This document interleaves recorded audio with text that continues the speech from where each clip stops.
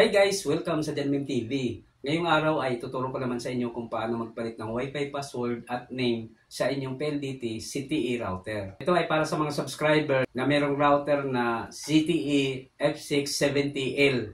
Kaya simulan na natin guys, pero bago ang lahat, huwag niyong kalimutan mag-subscribe at mag-like at pindutin ang notification bell upang maging updated kayo sa susunod kong mga uploads na video.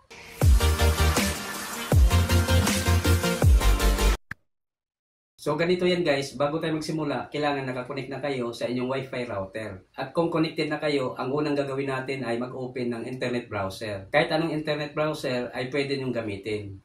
So itap lang natin itong Chrome.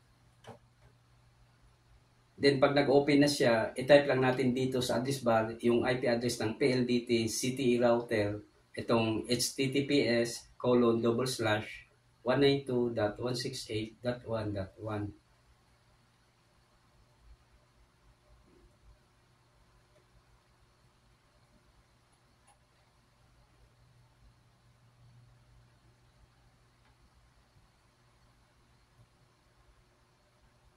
Then, itap natin itong go.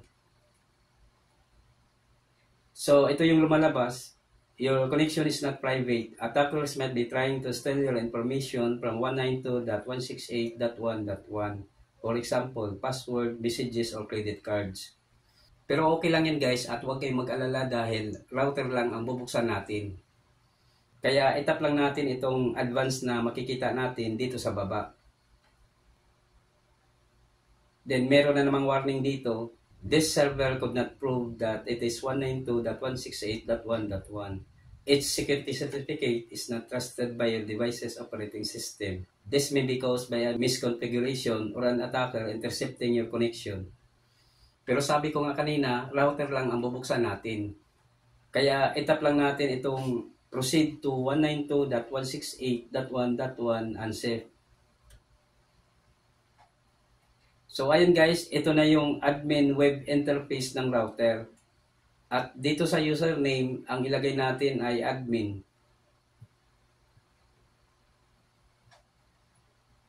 At sa password naman ay 1234.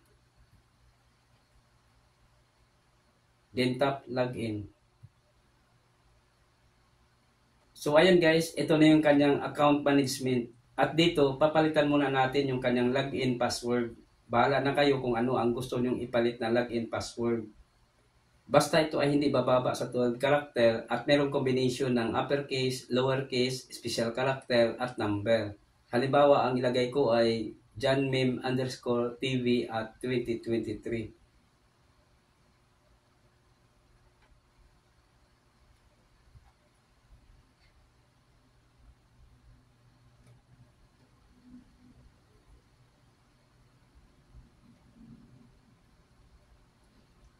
Then, i-retype lang natin sa baba para ma-confirm.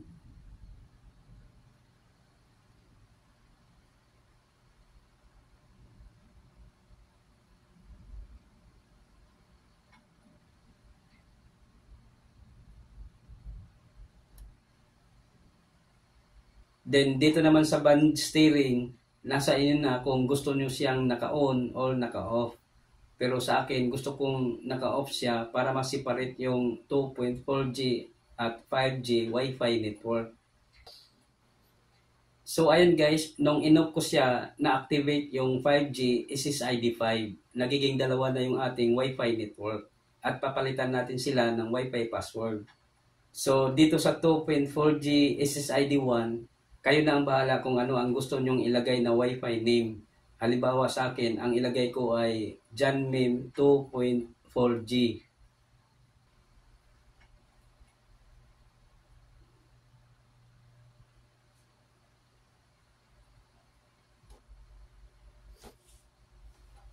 Then dito naman sa new password, bahala na kayo kung ano ang gusto nyong ilagay na Wi-Fi password.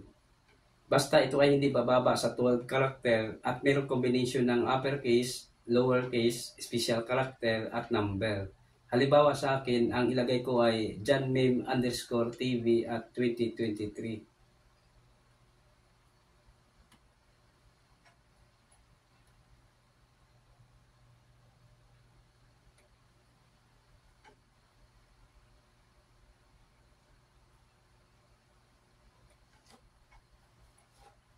Next, dito naman tayo sa 5G SSID 5. At dito sa SSID name, halimbawa sa akin, ang ilagay ko ay Janmim 5G.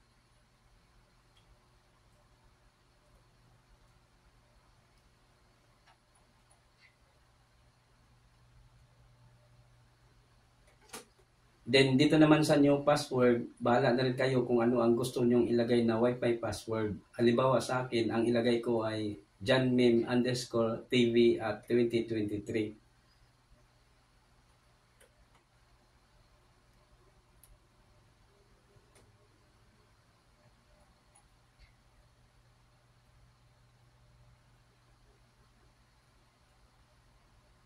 Then, itap natin itong apply.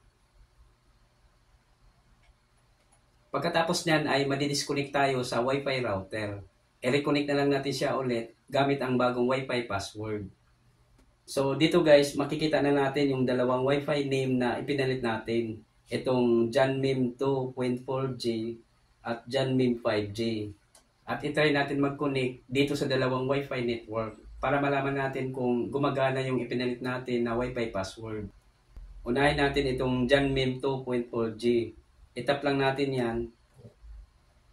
Then itype natin yung kanyang bagong Wi-Fi password.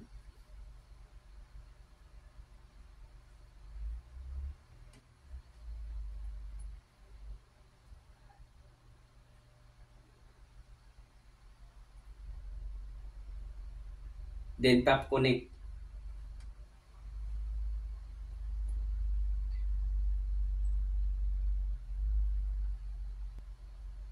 Ayan, connected na tayo.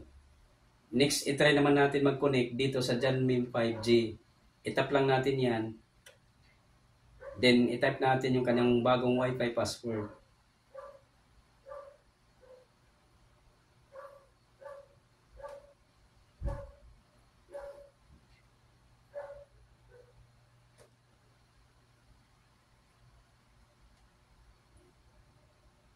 Then, tap connect.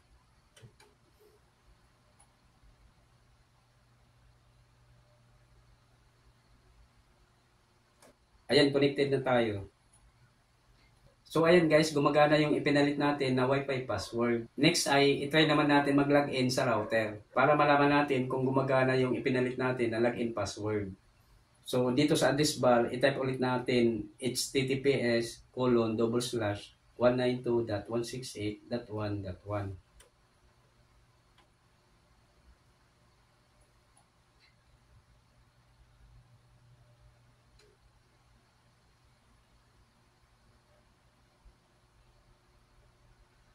Then itap natin itong go. Ayan guys, nandito ulit tayo sa admin web interface ng router. At dito sa username, ang itype natin ay admin.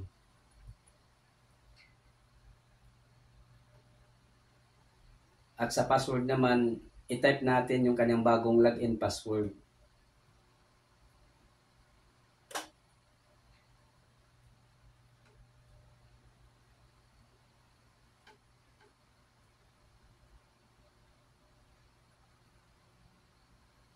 Then, itap natin itong login. Ayan guys, nakapag-login tayo gamit ang bagong login password.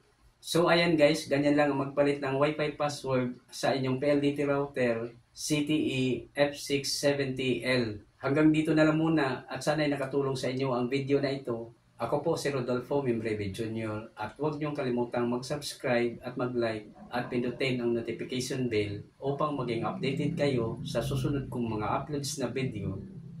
Bye!